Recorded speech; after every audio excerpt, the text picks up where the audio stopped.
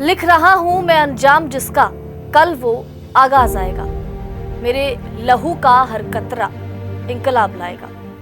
मैं रहूं या ना रहूं मेरा वादा है तुमसे, मेरे बाद वतन पे मरने वालों का सैलाब आएगा। 8 साल की छोटी सी उम्र में जब बच्चों को खिलौनों का शौक होता है, उस छोटी बाली उम्र में अपने पिता से ये पूछने वाले कि पिताजी क्या मैं बंदूक की खेती कर लूं, ताकि बाद में ये फसल बड़ी होगी तब हम अंग्रेजों को दौड़ा सकेंगे, अंग्रेजों को भगा सकेंगे। आज शहीद आजम भगत सिंह का जन्मदिन है और उन्हीं की जयंती को बड़े धूमधाम से देश भर में मनाया भी जा रहा है। लेकिन क्या भगत सिंह से जुड़े कुछ ऐसे रोचक किस्से आप जानते हैं? शायद कम जानते होंगे, जो आपको प्रेरणा से भरेंगे, जो आपको देशभक्ति से ओतप्रोत कर देंगे। ऐसे किस्से जिनको सुनकर देशभक्ति की भावना आपके अंदर और बढ़ जाएगी। तो आज आपको भगत सिंह से जुड़े कुछ ऐसे ही अनसुने किस्से, ऐसी ही अनसुनी कहानियां बताएंगे जिनके बारे में शायद बहुत कम लोगों को पता होगा। भगत सिंह का जन्म 28 सितंबर 1907 को पंजाब के लायलपुर जिले में बंगा गांव में हुआ था, जो अब पाकिस्तान में है। महज 12 साल की उम्र में बगैर किसी को बताए भगत सिंह जलियांवाला बाग चले गए थे, वहां की मिट्टी लेकर लौटे थे। भगत सिंह के पिता किशन सिंह, चाचा अजीत सिंह और स्वर्ण सिंह तीनों स्वतंत्रता सेनानी थे। उनके पिता और उनके चाचा गदर पार्टी के भी मेंबर थे। भगत सिंह करतार सिंह सराभा को अपना आदर्श मानते थे। जानकारी के मुताबिक भगत सिंह के जीवन में पहला जो बड़ा मोड़ था, निर्णायक मोड़ था, वो 1919 में आया, जब उनकी उम्र करीब 12 साल थी। भगत सिंह की जो पढ़ाई है लाहौर के डीएवी हाई स्कूल में हुई। कई भाषाओं में वो पारंगत थे, अंग्रेजी हो, हिंदी हो, उर्दू हो या इसके अलावा पंजाबी पर भी उनकी खास पकड़ थी। कॉलेज में भगत सिंह ने इंडियन नेशनल यूथ ऑर्गेनाइजेशन का गठन किया था। इसके अलावा वो अच्छे थिएटर आर्टिस्ट थे। उनका जो शैक्षणिक रिकॉर्ड है वो भी काफी बढ़िया रहा है।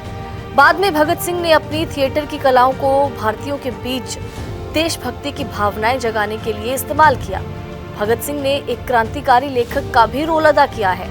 भगत सिंह का फिरोजपुर के साथ गहरा रिश्ता था और क्रांतिकारी पंजाब से दिल्ली, कानपुर, लखनऊ और आगरा जाने के लिए फिरोजपुर में बने इस ठिकाने पर आकर अपनी पहचान बदलते थे। जब जेल में भगत सिंह थे तो आपको बता दें कि जेल में ही भगत सिंह ने धर्म और ईश्वर के अस्तित्व को लेकर एक लंबा लेख लिखा।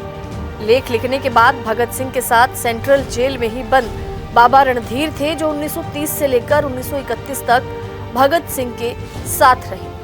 16 साल की उम्र में ही उनकी शादी तय करने की कोशिश हुई। इतना ही नहीं, इस बात से नाराज होकर भगत सिंह भागकर कानपुर चले गए। घर जाते वक्त उन्होंने अपने पिता से पत्र में माफी मांगी, पत्र लिखा और बकायदा लिखा कि उम्मीद है कि आप मुझे माफ फरमाएंगे।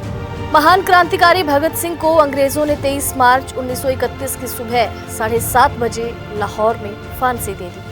300 पेज के फैसले में उन्हें फांसी सुनाई गई थी।